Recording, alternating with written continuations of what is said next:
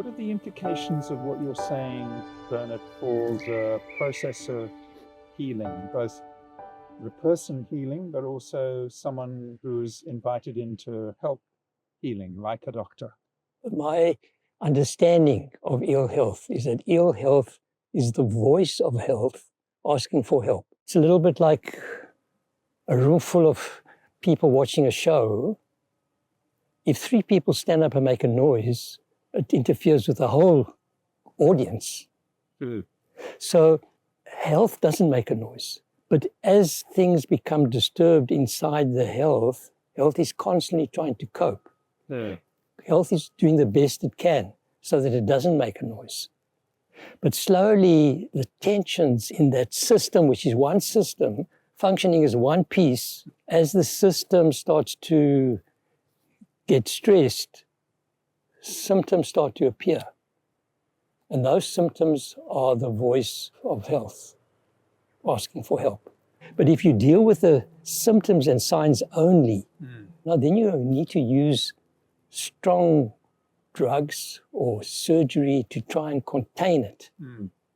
So the approach of integrative doctors like myself is to say, okay, there's a voice going on here. It's asking for help. In what way can I support health? Because it's health which is the problem, not the disease. Disease is health asking for help. So you need to go back to the healthy part and say, okay, health, what is it that you're trying to ask for here? See, it's a different conversation now. It is. Mind-body medicine can work because there you're dealing much closer to the controls. You're dealing with mind, you're dealing with consciousness, you're dealing with ways of seeing the world. You don't necessarily need anything more. You may not need anything more. What's the most powerful remedy we have in medicine? Placebo. The most powerful remedy we actually have in medicine, there's not a single drug trial that can go out there without comparing the drug to the placebo. Why is that? Placebo works right across the board. It doesn't make any difference what the disease is.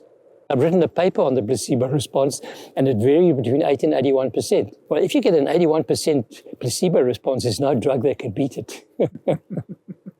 8% is different, but 81%, that's how powerful the mind is. And you could say, well, then why are people not researching the placebo if it's the most powerful drug we have? Well, there's no money in it, of course. The trouble with the placebo is that it's enigmatic, it's strange. It's talking to the control. I take just a sugar pill, but I think it's a pill for my arthritis.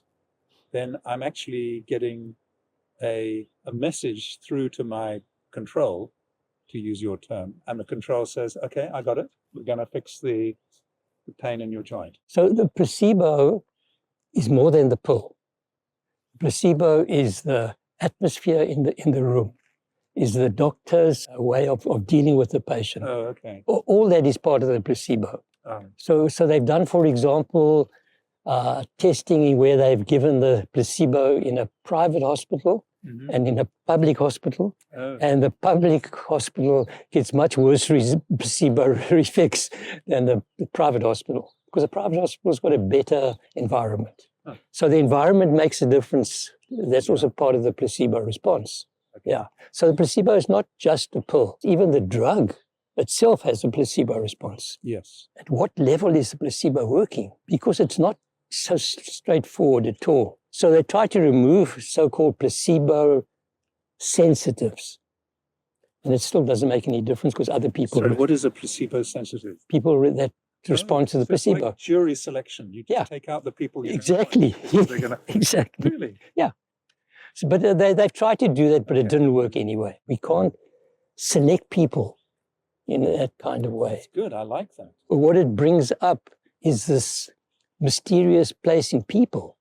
Somewhere people are responding to the placebo. That's uncomfortable to modern medicine. It's always sitting there around in every consultation.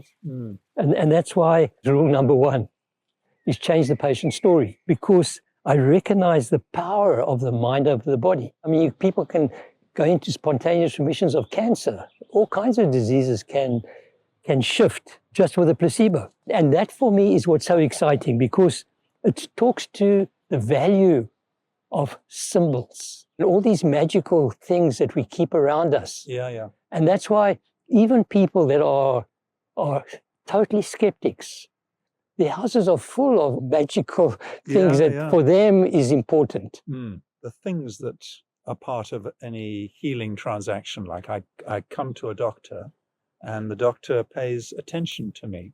And that alone surely is It's a part whole of other process. yeah. It's the care and attention. And so when I go to, as an adult, I go to a doctor, I'm putting him or her up on a bit of a pedestal, quite sort of deliberately, really, to use your language. My health is talking quite loudly.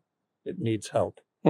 I don't know how to help it. Will you give me some of your attention? But then often the conversation gets distracted into things, measurable blood tests and pills and so on. So that brings up for me this question of sacredness. In more earlier times, there was a sense of sacredness around the healing process. We've lost that sense of sacredness in medicine today. Hospitals are not temples of healing. And I mean it in a sense of, we don't maximize the placebo response, to use another term. I don't like saying that in that way, but we should be maximizing the placebo response, not minimizing it. We need to go back to this whole concept of understanding that we live in a sacred world. We've lost the sacredness of nature, so we're now destroying nature. When you lose sacredness, when you lose a sense of wonder, a sense of awe, then you become a materialist, and then you're driven by machines.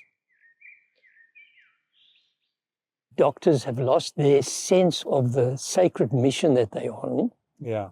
And that healing is not about treating a disease, but about healing, which is wholeness and making person whole. What do we know about illness? We know the pathology. And I'm saying the pathology is an end point. Yes. There's a stream of stuff happening behind it. And that stream of stuff happening behind it is complex. Even integrative doctors, even doctors that are looking at the bigger picture, what do we know? And we're dealing with a human being that is matter, energy, information, quantum, body, emotions, mind, spirit, consciousness. Within that massive field, what do we know? Not a lot. Not a lot. So what's happening? We're guessing. Yeah. Like weather prediction, the more experience you have, the better your guess. Doctors will tell you we don't really know causes. We don't even know the person properly. All we know is the pathology in the brain. And from that, bits and pieces, we're trying to understand what to do. What we know nothing.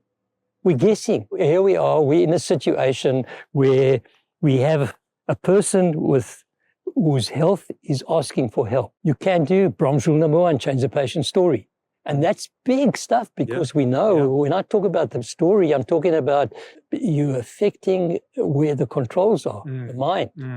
And you're moving a person out from a negative state of what's happening to them to a more positive state, if you can do that. Yeah. I mean, I like a patient walking out with a smile on their face.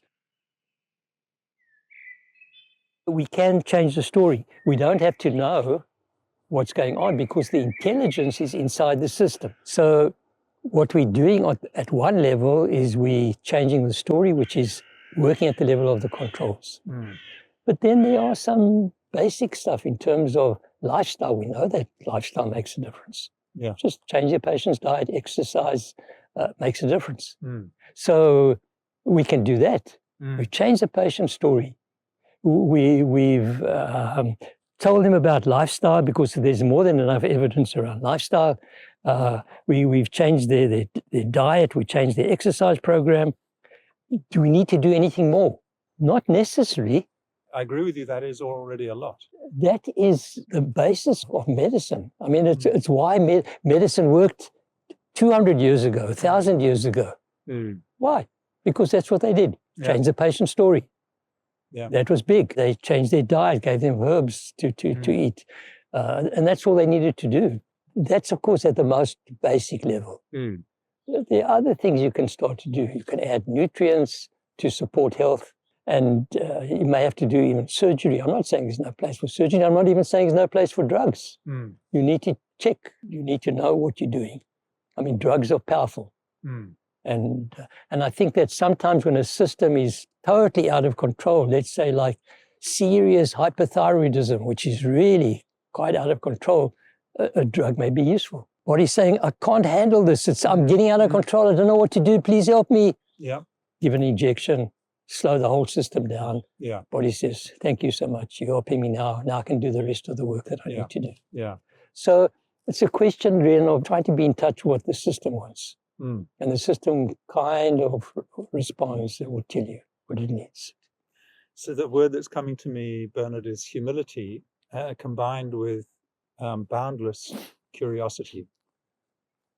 The humility of knowing that actually there is just, you're never going to know Yes.